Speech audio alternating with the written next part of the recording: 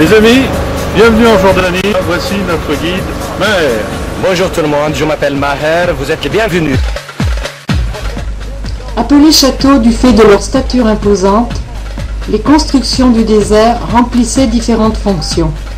Ils servaient de lieux bédouins de la région.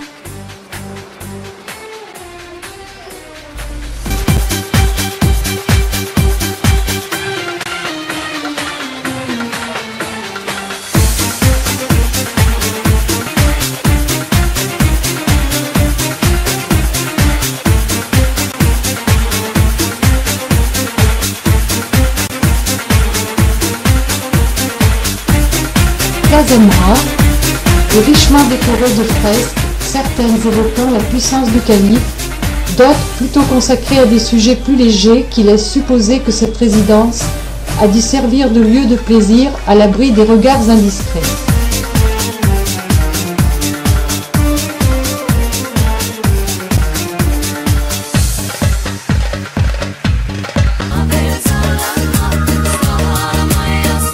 Casa Al-Karané ressemble à un mini-château fort avec des tours à chaque angle. Il se trouve réellement planté au beau milieu du désert.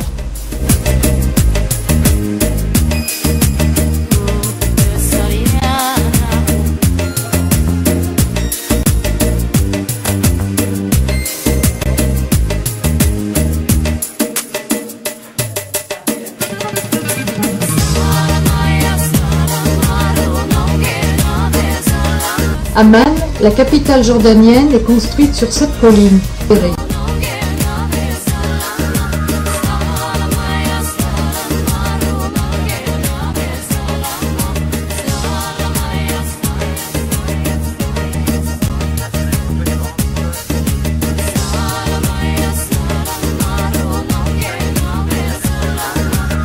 Elle est aujourd'hui le siège du gouvernement ainsi que le centre commercial, juridique et administratif.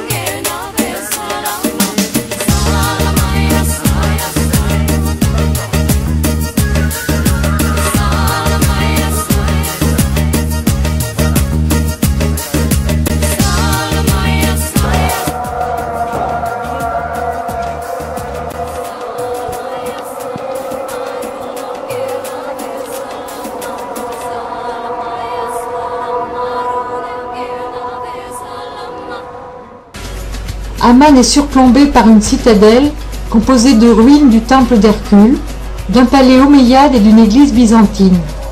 Au pied de la citadelle se trouve un magnifique théâtre romain de 6000 places.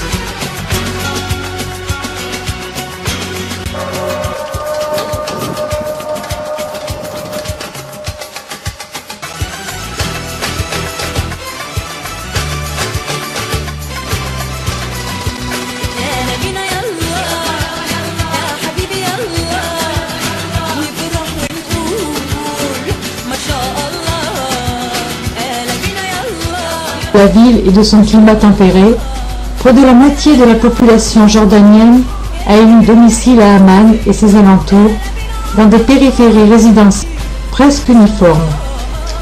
Le centre-ville d'Amman est un plus ancien et traditionnel. Kais, près de la frontière syrienne, est l'ancienne ville appelée Gadara dans la Bible, surplombant la merveilleuse vallée du Jourdain, avec des vues magnifiques sur le Yarmouk, le Mont Golan et le lac de Tibériade. Théâtre, les colonnes d'une église byzantine et un édifice de bain.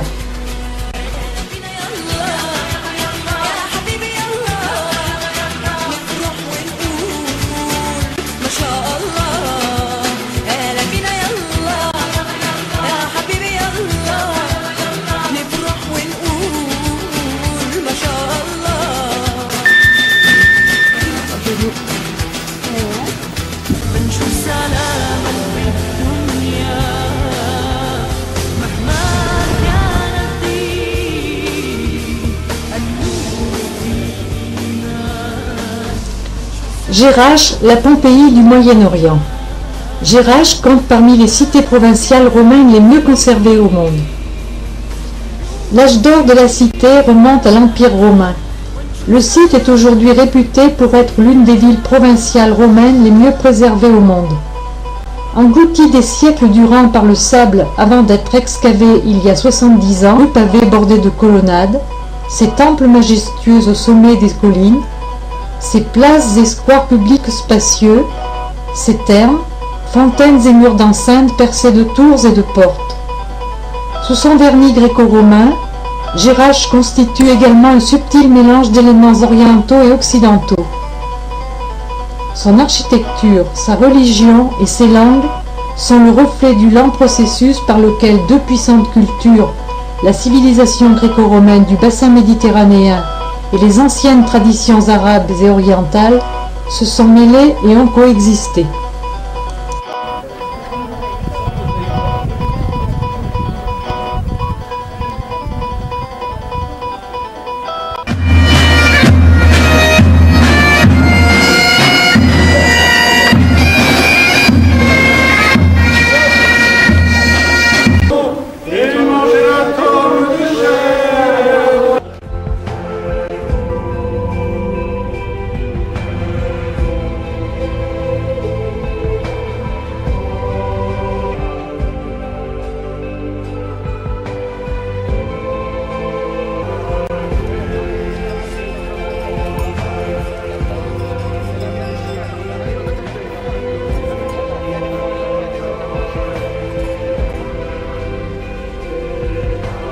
Les 60 sources d'eau chaude sulfureuse de Mainspa dévalent sur 1500 mètres, parfois en surface, parfois souterraines.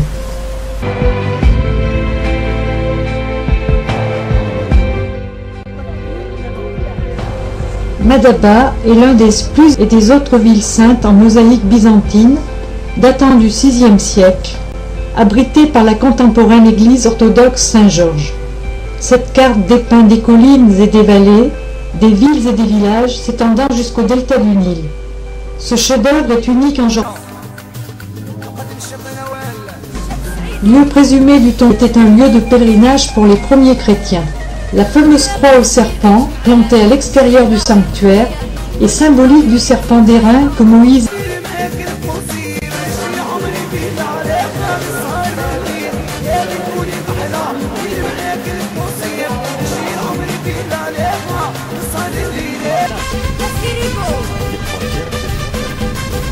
Béthanie, située le long du Jourdain. La vallée du Jourdain a une grande signification pour les pèlerins. Cette zone, qui fait face à la ville de Jéricho, fut identifiée il y a près de 2000 ans comme la région où Jésus-Christ fut baptisé par Jean-Baptiste. Depuis 1996, de remarquables découvertes ont identifié ce lieu comme une terre biblique. Aujourd'hui connu sous le nom de Béthanie au-delà du Jourdain, ce site porte l'empreinte de la vie de Jean-Baptiste et la mer Morte est l'une des plus grandes curiosités du monde. Elle s'évapore, laissant derrière elle un cocktail riche et dense de...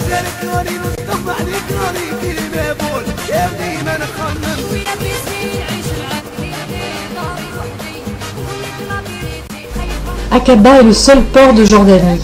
Il est situé à la pointe nord de la mer Rouge et la pointe sud du pays.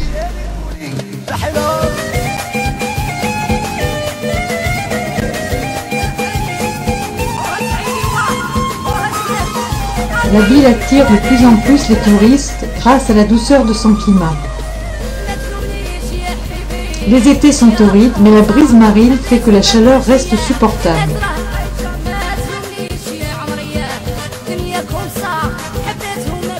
Mondialement réputée pour son eau calme, ses poissons multicolores, parfaite pour le ski nautique, Aqaba est une station d'hiver comme d'été.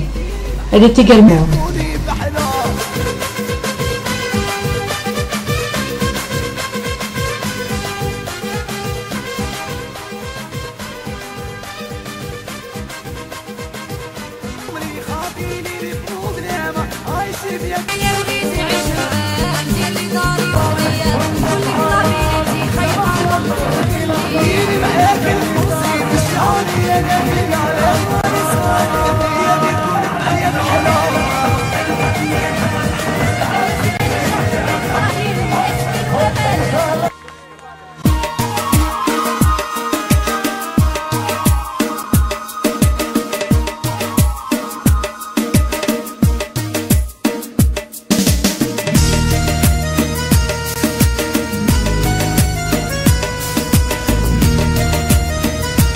Tels sont les mots que prononça Laurence d'Arabie pour décrire le Wadi Rum.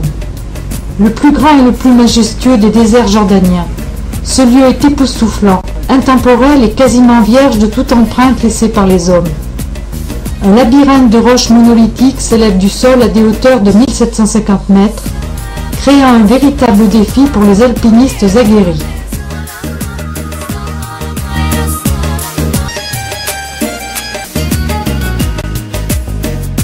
Le défilé de Sik el-Barid, surnommé la Petite Petra, est une faille de quelques centaines de mètres présente sur la droite de l'embouchure du défilé, sa façade superbement funéraire.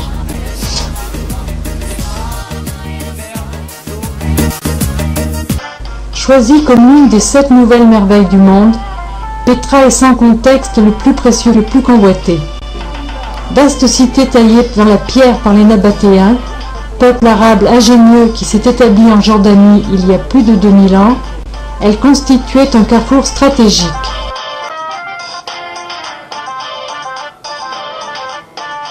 Visiteurs, le monument le plus exceptionnel de la cité antique de Petra, El Kazné, le trésor du pharaon, est extraordinairement bien conservé.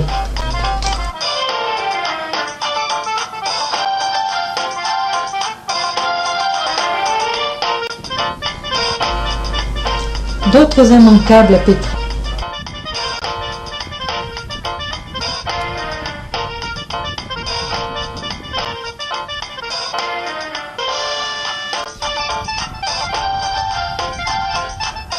Monter les marches qui mènent au monastère, marcher sur les chemins des hauteurs et découvrir des sites moins fréquentés, notamment le haut lieu des sacrifices et des points de vue à couper le souffle.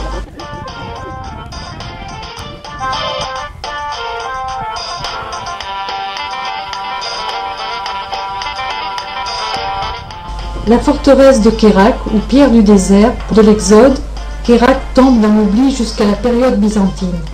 La forteresse fut construite sur la route du désert et la mer Morte. Surnommé le Grand Canyon de Jordanie,